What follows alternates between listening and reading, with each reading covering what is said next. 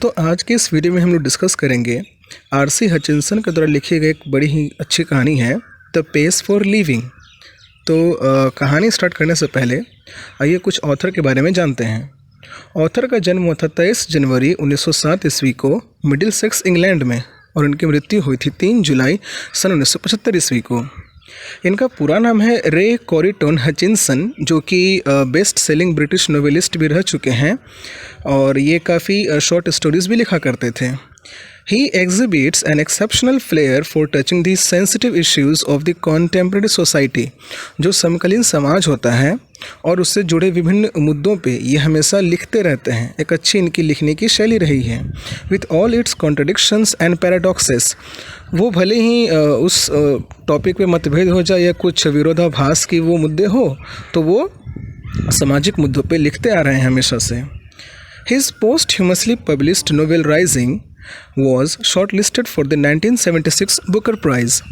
Rising एक novel थी जिसको सन 1975 ईस्वी में इन्होंने पूरी किया था लिख के, एंड इसे 1976 में इनके मरणोपरांत बुकर प्राइज़ के लिए शॉर्टलिस्ट भी किया गया था। हालांकि इसे अवार्ड मिला नहीं।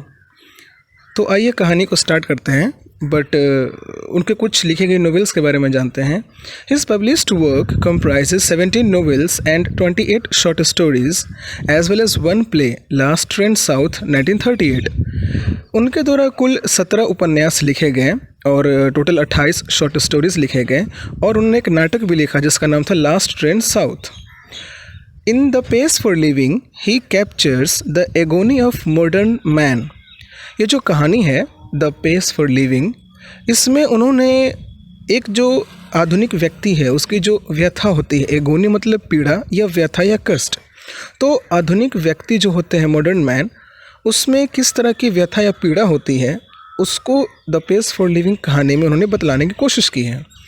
He brings out how the fast movement of men, things and objects hurts the normal rhythm and exerts undue pressure on men, women and children। वो फिर आगे ये बतला रहा है कि कैसे जो इंसान है या वस्तुएं हैं या ऑब्जेक्ट्स हैं उसकी जो तेज़ रफ्तार है वह कैसे नॉर्मल रिदम को हर्ट कर देता है, वह कैसे पीड़ा देती है।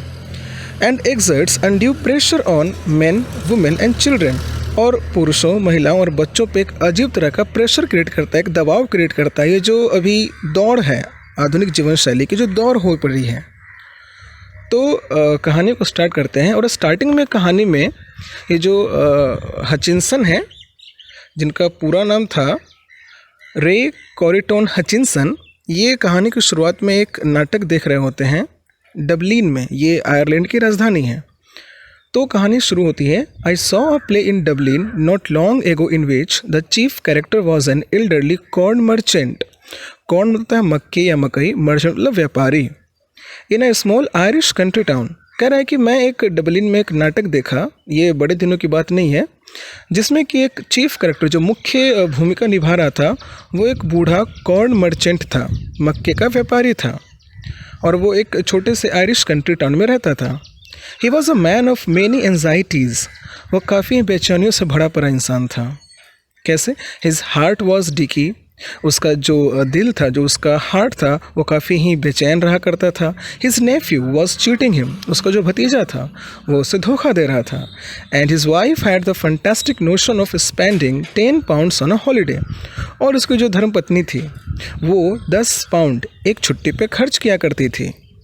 Altogether, the pace of life was getting too much for him, and in a moment of despair, he uttered a great cry from the heart। कह रहा है कुल मिला के जो उसके जीवन की रफ्तार थी और कुछ ही क्षणों में वो अपने अंदर से एक बड़ी दबी आवाज़ में चिल्लाता है, They tell me there's an aeroplane now that goes at 1000 miles an hour, now that is too fast। और वो लोग कहते हैं, वो जो डबलिन का बूढ़ा व्यक्ति था वो अंदर ही अंदर अपने दिल से आवाज़ निकालती है, दबी हुई आवाज़ में चिल्लाता है कि, और वो कहते हैं कि एक ऐसी हवाई जहाज़ है जो 1000 माइल्स एक घंटे में कवर कर सकती है, ये तो कुछ ज़्यादा ही फास्ट है। तो ये जो नाटक में लाइन था कि एक व्यक्ति के आधुनिक दुख को दिखलाया गया, ये लेखक को काफ़ी प्रभावित करता है।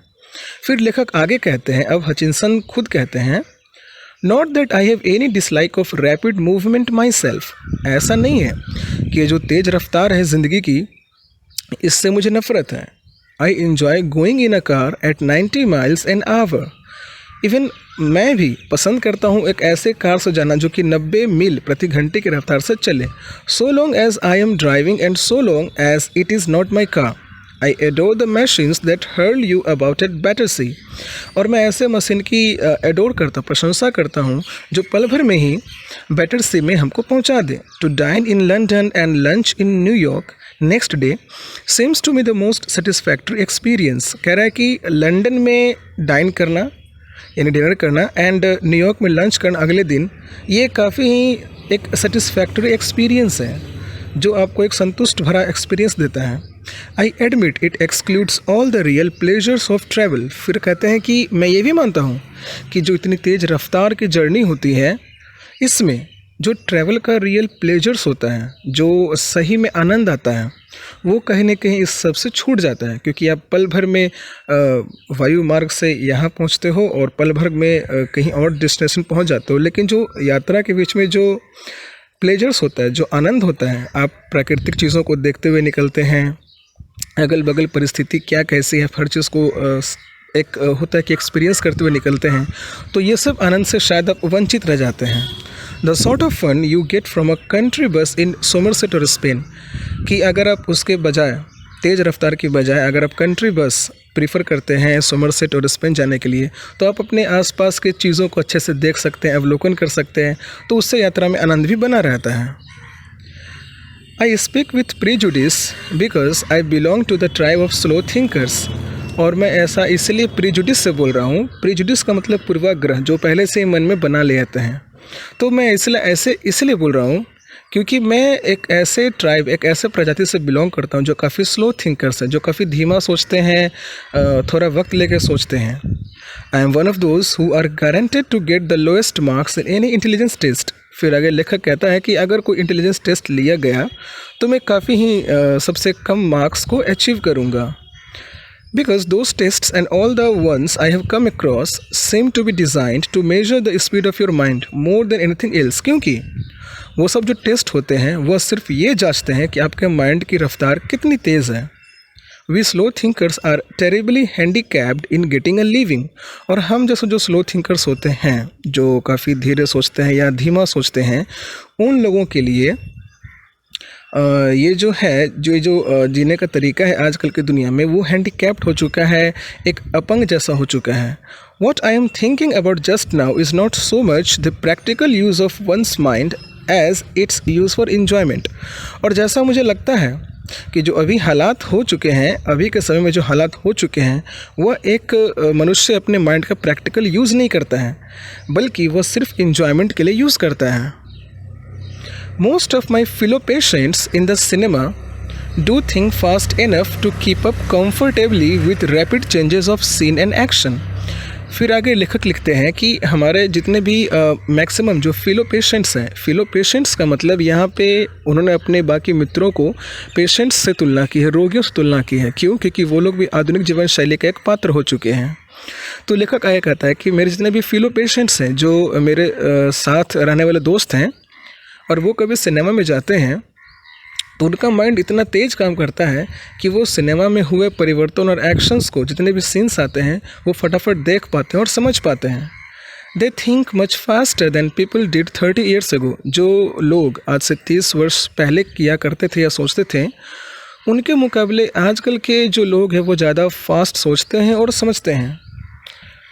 Possibly because those who do not think fast in the high street nowadays may not get another chance in this world to think at all।